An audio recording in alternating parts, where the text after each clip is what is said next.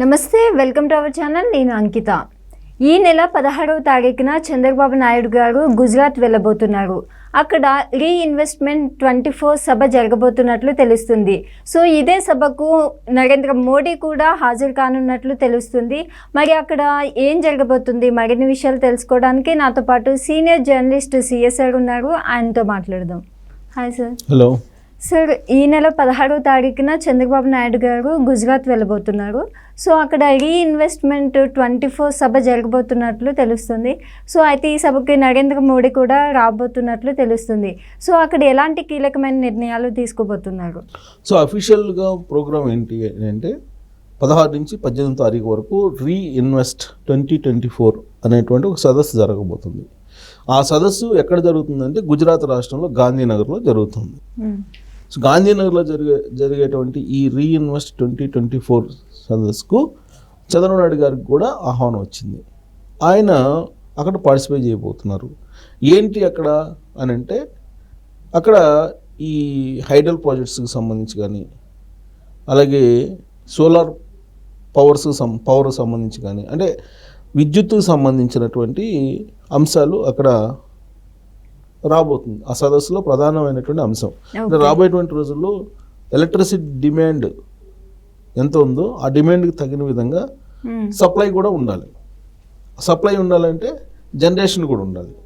So కాబట్టి ఏం చేయాలి, సోలార్ పవర్ ప్రాజెక్ట్స్కి సంబంధించి ఏం చేయాలి, హైడల్కి సంబంధించినటువంటిది ఏం చేయాలి అనే దాని మీద అక్కడ ఒక ప్లాన్ రూపొందించేటువంటి అవకాశం ఉంది. దానికి గాను వివిధ రాష్ట్రాల నుంచి రాష్ట్ర ప్రభుత్వాల ప్రతినిధుల్ని, అలాగే ఎన్డీఏ భాగస్వామ్య పక్షాలను వీటన్నిటిని కూడా ఆహ్వానించడం జరిగింది. ఇప్పుడు చంద్రబాబు నాయుడు గారు దాంట్లో పార్టిసిపేట్ చేయబోతున్నారు. 16వ తారీఖున వెళ్ళబోతున్నారు.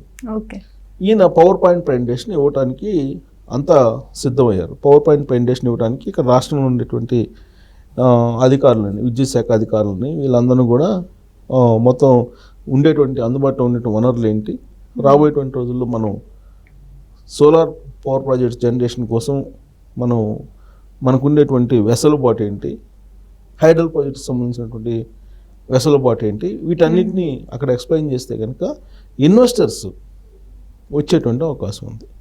సపోజ్ సోలార్ పవర్ ప్రాజెక్ట్ తయారు చేయడానికి ఇక్కడ ఉండేటువంటి హీట్ ఎంత ఉంటుంది, అలాగే ఆ పవర్ జనరేషన్ కోసం ల్యాండ్ అవైలబిలిటీ ఎంత ఉంది, ఏ ఏరియాలో ఎంత ఉంది, రాయలసీమలో ఎంత ఉంది, ఆంధ్రాలో ఎంత ఉంది, ఉత్తరాంధ్రలో ఎంత ఉంది, ఇవన్నీ కూడా ప్రజెంట్ చేస్తారు. ప్రజెంట్ చేయడంతో పాటు తమ వద్ద ఉండేటువంటి వనరుల గురించి కనుక ఎక్స్ప్లెయిన్ చేయగలిగితే దానికి తగిన విధంగా ఇన్వెస్టర్స్ వచ్చేటువంటి అవకాశం ఉంది. అందుకే రీఇన్వెస్ట్ 2024 అనేది దాని పేరు. దానికి ప్రధానమంత్రి నరేంద్ర మోడీ గారు కూడా హాజరవుతున్నారు. సో ఇక్కడ అఫీషియల్ ప్రోగ్రామ్ అది 16 నుంచి 18 తారీఖు జరగబోతుంది. దాంట్లో అధికారులు పాల్గొంటారు, అలాగే చంద్రబాబు గారు పాల్గొంటారు. అది అఫీషియల్గా ఆ ప్రోగ్రాం డిజైన్ అయిపోయింది, షెడ్యూల్ అయిపోయింది. ఆ మేరకు కేంద్ర మంత్రి ప్రహ్లాద్ జోషి కూడా సమాచారం ఇచ్చారు, లేఖ రాశారు చంద్రబాబు గారికి. చంద్రబాబు గారు పాల్గొనబోతున్నారు.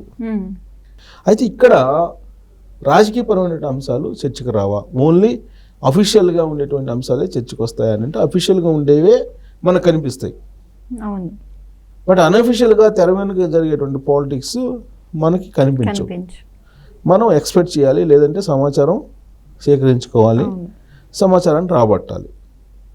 సో ఇద్దరు టాప్ లీడర్స్ కలిసేటువంటి అవకాశం ఉంది అని అంటే వాళ్ళిద్దరి మధ్య ఖచ్చితంగా ఏదో ఒక పొలిటికల్ అంశం అయితే చర్చకు వస్తుంది, డెఫినెట్గా వస్తుంది. ఎందుకంటే ఇప్పుడు రీఇన్వెస్ట్ 2024 అనే సదస్సుకి అఫీషియల్ డాక్యుమెంట్స్ ఆఫీసర్స్ చూసుకుంటారు. పొలిటీషియన్స్ పెద్ద చూసేట ఏం లేదు. వాళ్ళు ఏదో డాక్యుమెంట్ తయారు చేస్తే దాన్ని ఏదో ప్రజెంట్ చేస్తారు, అంతటితో అయిపోతుంది. నరేంద్ర మోడీ గారు ఏదో స్పీచ్ ఇస్తారు, అయిపోతుంది.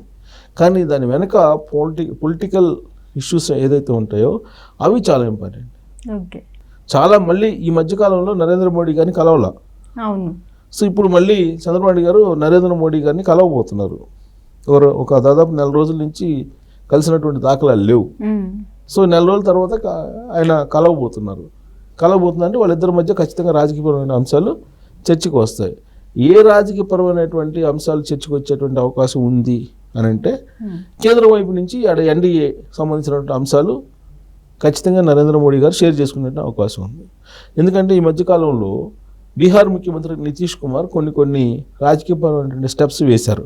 అక్కడ ఉన్నటువంటి ఆర్జేడీ నేత తేజస్వి యాదవ్ తోటి భేటీ అయ్యారు. ఆ భేటీ తర్వాత బీహార్లో బీజేపీ ప్రభుత్వం ఉంటుందా లేదంటే ఎన్డీఏలో ఉంటాడా లేదా నితీష్ అనేటువంటి ఒక చర్చ ఢిల్లీ కేంద్రంగా బయలుదేరింది. ఆ సందర్భంగా ప్రధాన భాగస్వామిగా ఉన్నటువంటి చంద్రబాబు నాయుడు గారు ఏంటి, చంద్రబాబు నాయుడు గారితో ఖచ్చితంగా షేర్ చేసుకోవాలి ఆ ఇష్యూని. పైగా నితీష్ కుమార్ చంద్రబాబు గారు ఇద్దరు కూడా చాలా క్లోజ్, సన్నిహితమైన సంబంధాలు కలిగినటువంటి వాళ్ళు. గతంలో ఎన్డీఏ ప్రభుత్వాన్ని నడిపినటువంటి అనుభవం ఉన్నటువంటి వాళ్ళు వీళ్ళిద్దరు కూడా. సో కాబట్టి ఖచ్చితంగా ఆ పరిణామాలకు సంబంధించినటువంటి అంశం వాళ్ళిద్దరి మధ్య చర్చకు వచ్చేటువంటి అవకాశం డెఫినెట్గా ఉంటుంది. ఇది కాకుండా ఆంధ్రప్రదేశ్లో జరుగుతున్నటువంటి రాజకీయ పరిణామాలు చాలా ఉన్నాయి. రాజకీయ పరిణామాలు ఏంటి అని అంటే, ఇప్పుడు ఉన్నటువంటి ప్రభుత్వానికి సవాల్ ఏంటి? ఐపీఎస్లు కొంతమంది ఉన్నారు, ఐఏఎస్లు కొంతమంది ఉన్నారు. వాళ్ళు కొరకరాని కొయ్యలుగా తయారయ్యారు ఆంధ్రప్రదేశ్ ప్రభుత్వానికి. వాళ్ళేమో ప్రభుత్వంలో భాగస్వామి అయ్యి ప్రభుత్వానికి అంకిత భావంతో, చిత్తశుద్ధితోటి, నిజాయితీతోటి పనిచేసేటువంటి పరిస్థితి లేదు. అలా అని చెప్పేసి వాళ్ళని ప్రభుత్వం నుంచి దూరంగా ఉంచుదామని అంటే చట్టం మార్గదర్శకాలు ఒప్పుకోవు. కాబట్టి వాళ్ళని ఏం చేస్తున్నారు, ఇప్పుడు రెండు నెలల నుంచి జస్ట్ సంతకాలు పెట్టి పంపిస్తున్నారు డ్యూటీలు ఇవ్వకుండా. అలా ఎన్ని రోజులు కంటిన్యూ చేయగలరు? ఎక్కువ కాలం కంటిన్యూ చేయించలేరు కదా. నెల శాలరీస్ ఏమో ఇస్తున్నారు, వాళ్ళ చేత పని అయితే చేయించుకోవాలి కదా. పని చేయించుకోకపోతే ఆ గవర్నమెంట్కి, ఆ పాలకులకి బ్యాడ్ నేమ్ వస్తుంది కదా. లేదంటే వాళ్ళని డిస్మిస్ చేయటమో లేదంటే వాళ్ళని సరెండర్ చేయటమో ఏదో ఒకటి చేయాలి. సో ఈ అంశం మీద ఖచ్చితంగా చంద్రబాబు నాయుడు గారు ప్రధానమంత్రి నరేంద్ర మోడీ గారితో మాట్లాడే అవకాశం ఉంది. ఆంధ్రప్రదేశ్లో ఉండే పరిస్థితి ఎలా ఉంది, వాళ్ళతో ఏమో పనిచేయించుకునేటువంటి అవకాశం లేదు. మీ సివిల్ సర్వెంట్లు ఎవరైతే ఉన్నారో కేంద్రం పంపించినటువంటి వాళ్ళు మీరు తీసుకెళ్ళండి, మీరు సరెండర్ చేస్తానని చెప్పేటువంటి అవకాశం లేకపోలేదు. అదొక కీలకమైనటువంటి పాయింట్ ఆయన దగ్గర వచ్చేటువంటి అవకాశం ఉంది. ఒకటి. రెండు, ఇప్పుడు జగన్మోహన్ రెడ్డి గారు ఆంధ్రప్రదేశ్లో ఎలాంటి రాజకీయాలు నడుపుతున్నారు అనేది చూస్తూ ఉన్నాం. సో జగన్మోహన్ రెడ్డి గారు బెయిల్ మీద ఉన్నారు. తర్వాత అవినాష్ రెడ్డి కూడా ఇప్పుడు ఆయన కూడా బెయిల్ మీద ఉన్నారు వివేకానంద రెడ్డి మర్డర్ కేసులో.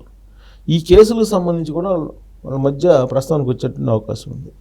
జగన్మోహన్ రెడ్డి గారు బెయిల్ ఏదైతే ఉందో దాన్ని రద్దు చేసేటువంటి దిశగా ఖచ్చితంగా నరేంద్ర మోడీ గారిని రిక్వెస్ట్ చేసేటువంటి అవకాశం ఉంది. ఇప్పటివరకు ఏంటి, బీజేపీకి సంబంధించిన పెద్దలు ఎవరైతే ఉన్నారో వాళ్ళ అండదండలతోటి జగన్మోహన్ రెడ్డి గారు ఇష్టానుసారంగా వ్యవహరిస్తున్నారు అనేది. దానికి తగిన విధంగా గుంటూరు జైలుకి వెళ్ళినప్పుడు నందిగం సురేష్ని పరామర్శించి వచ్చిన తర్వాత జగన్మోహన్ రెడ్డి గారు చేసినటువంటి వ్యాఖ్యలు ఏంటి, మిమ్మల్ని అందరినీ తీసుకెళ్ళి జైల్లో పెడతాను, అరెస్టులు సునామీ చూస్తారు మీరు, చంద్రబాబు నాయుడు గారు మిమ్మల్ని భూస్థాపితం చేస్తాను, ఇది నేను హెచ్చరిస్తున్నానని చెప్పారు. 11 మంది ఎమ్మెల్యేలు ఉన్నటువంటి జగన్మోహన్ రెడ్డి గారు ఆ విధంగా మాట్లాడుతున్నారంటే ఎవరు బలం ఉంది? బీజేపీ పెద్దల బలం ఉందని చెప్పి అందరికీ తెలిసినటువంటి విషయమే. అందుకే జగన్మోహన్ రెడ్డి గారి విషయం తేల్చాలి అనేది చంద్రబాబు నాయుడు గారు ఆల్రెడీ ఒక నిర్ణయానికి వచ్చారు. అందుకే ఈ మధ్యకాలంలో 2 రోజుల నుంచి ఏమంటున్నారంటే, చట్టం తన పని దాన్ని చేసుకోబోతుంది, తనతో పెట్టుకోవద్దు, తనతో పెట్టుకుంటే ఎక్కడ ఏం చేయాలో అది చేస్తానని చెప్పి చెప్తున్నారు. సో కాబట్టి ఆ విషయంలో నరేంద్ర మోడీ గారితో మాట్లాడేటువంటి అవకాశం కూడా లేకపోలేదు. ఇక వరదలకు సంబంధించి అఫీషియల్గా కేంద్ర బృందం వచ్చింది, వాళ్ళు అంచనా వేసుకుని వెళ్ళారు. ఆ పని జరిగిపోతుంది. సో రాజకీయపరమైనటువంటి అంశాలు మాత్రమే తెర వెనుక వీళ్ళ మధ్య ప్రస్తావనకు వచ్చేటట్టు అవకాశం ఉంది. గుజరాత్లో 16వ తారీఖున గాంధీనగర్లో జరిగేటువంటి రీఇన్వెస్ట్ 2024 సదస్సు ఏదైతే ఉందో ఆ సదస్సు సందర్భంగా అది ముగిసిన తర్వాతనో లేదా ప్రారంభానికి ముందో నరేంద్ర మోడీ గారు చంద్రబాబు నాయుడు గారు ఇద్దరు మాట్లాడుకునే అవకాశం ఉంది. ఆ మాట్లాడుకునేటువంటి అంశాలు ఫలప్రదం అయితే జగన్మోహన్ రెడ్డి గారు తిరిగి జైలుకి వెళ్ళడం ఖాయం అని చెప్పి మనం విశ్లేషణ చేసుకోవచ్చు. Okay, thank you sir.